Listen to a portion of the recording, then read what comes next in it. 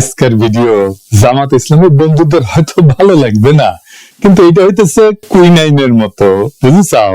Doctor মানুষ তো তাই তিতা ওষুধ দিতে হয় মাঝে মাঝে। এই নির্বাচনের পরে অনেকের মনে একটা হতাশা, জামাত কি আদৌ ক্ষমতা আসতে পারবে? আসলে কিভাবে পারবে? অনেকে কইতেছে ক্ষমতা আসলে জামাত কি করবে সেটা বলে, কিন্তু ক্ষমতায় যাইতে হলে যা যা করা দরকার তা করে না। কথাটা খুবই মূল্যবান। এটা যারা বলতেছে তারা জামাতের শত্রু না, বরং তারা জামাতের বন্ধু।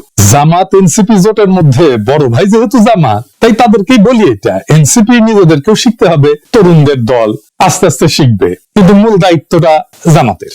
যদি এই জোট টিকে থাকে এবং এই জোট নিয়ে যদি তারা অগ্রসর হয়, তাহলে মূল দায়িত্বটা পালন করতে হবে জামাতকেই। সেই জন্যই এই এপিসোডটা মূলত জামাতকে নিয়েই বলা।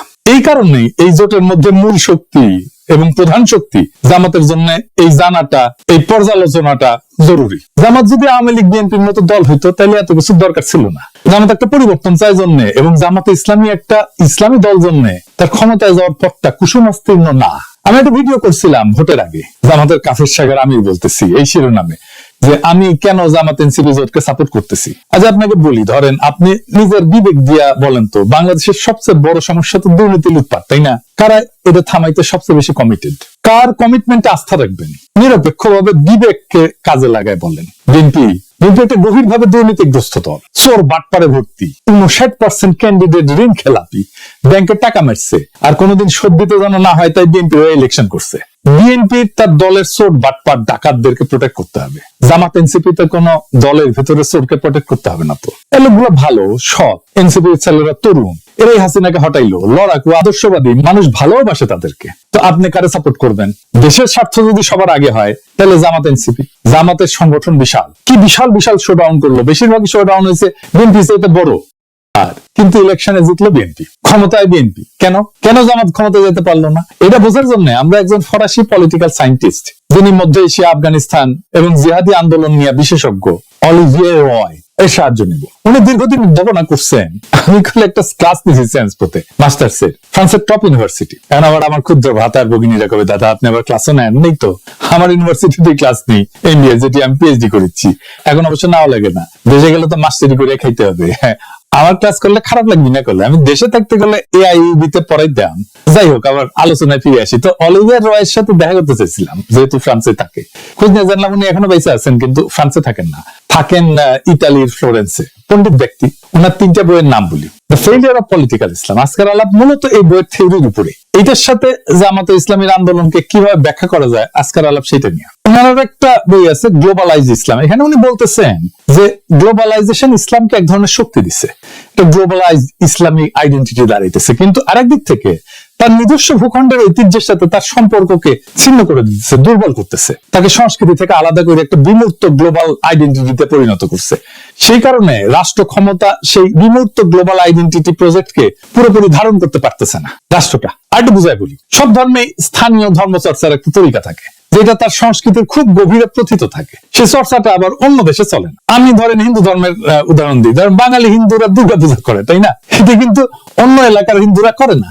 এটা তার এই মাটির কালচারের মধ্যে আছে। এরকম ইসলামে এমন কিছু চর্চা আছে বাংলাদেশে, যেটা গ্লোবালি অন্য দেশে হয় না, অন্য দেশের মুসলমানরা করে না। আবার অন্য দেশের মুসলমানরা এমন কিছু চর্চার মধ্যে আছে যেটা আবার বাংলাদেশের মুসলমানরা করে না। তো এখন গ্লোবাল আইডেন্টিটি দাঁড়াইতেছে, কিন্তু স্থানীয় যে লোকজ স্থানীয় চর্চা, এইটা আন্তর্জাতিক যে ইসলামী পরিচয়, এটার মধ্যে থাকতেছে না, থাকা সম্ভব না। তারা জানেও না যে এরকম একটা চর্চা আছে। আর ওনারও একটা বই আছে, জিহাদ এন্ড ডেথ। এইখানে যে জিহাদি অ্যাক্টিভিটিস বইলা যেগুলো চলে আর কি, এটা ধর্মের সাথে যুক্ত না, এটা আধুনিক পরিচয় সংকটের সাথে যুক্ত। এটা উনি দেখাইতেছেন। যারা ইসলামী উগ্রবাদী রাজনীতিতে আসতেছেন তাদের বেশিরভাগই আধুনিক সেকুলার শিক্ষায় শিক্ষিত। কেন এমনটা হইতেছে সেটা বুঝতে হলে এই বইটা পড়তে হবে। এটা একটা রেফারেন্স বই। আপনি এই বইটা পড়লে হোলি আর্টিজানের ঘটনা ব্যাখ্যা করতে পারবেন। অলিভিয়ার রায় তার ফেইলিয়ার অফ পলিটিক্যাল ইসলামে এবং গ্লোবালাইজ ইসলামে যা যা বলছেন, তা দিয়ে জামাতের বাংলাদেশে ইসলামী আন্দোলনের সমস্যাগুলোকে এবং আগামী পথ চলার রাস্তাগুলোকে কিভাবে ব্যাখ্যা করা যায় সেটা আজকে দেখব। এর মূল কথা ছিল ইসলামপন্থী আন্দোলন রাজনীতিকে দেখতেছে একটা নৈতিক মিশন হিসেবে, একটা মরাল মিশন হিসেবে, কিন্তু আধুনিক রাষ্ট্র চলে ক্ষমতার হিসাব দিয়া। ইসলামী আন্দোলন দেখে নৈতিক মিশন হিসেবে, কিন্তু আধুনিক রাষ্ট্র চলে ক্ষমতার হিসাব দিয়ে। এই দুইটার দ্বন্দ্বই ইসলামী দলগুলোকে ক্ষমতা আসতে বাধা দেয়। রাষ্ট্র টিকে থাকতে হলে দরকার কি কি? প্রশাসন দরকার, শক্তির ভারসাম্য দরকার, জোট ব্যবস্থাপনা দরকার, বাস্তব কৌশল দরকার।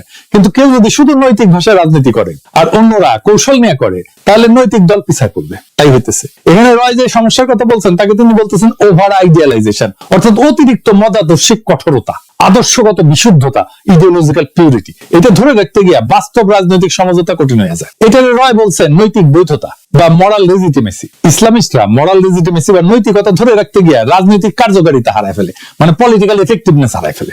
সে মরাল লেজিটিমেসি ধরে রাখে কিন্তু পলিটিক্যাল এফেক্টিভনেস হারায় ফেলে। এটা বলেননি যে নৈতিকতা বেশি ছিল জন্য হারিয়েছে, তা বলেননি, কিন্তু বলছেন তাদের বিপ্লবী যে নৈতিক কল্পনা, সেটা আধুনিক রাষ্ট্রের যে প্রশাসনিক বাস্তবতা, এটার সাথে খাপ খায় না। অর্থাৎ সমস্যাটা নৈতিকতার না, বরং নৈতিক প্রকল্প বনাম রাষ্ট্র ক্ষমতার বাস্তব লজিকের সংঘর্ষ।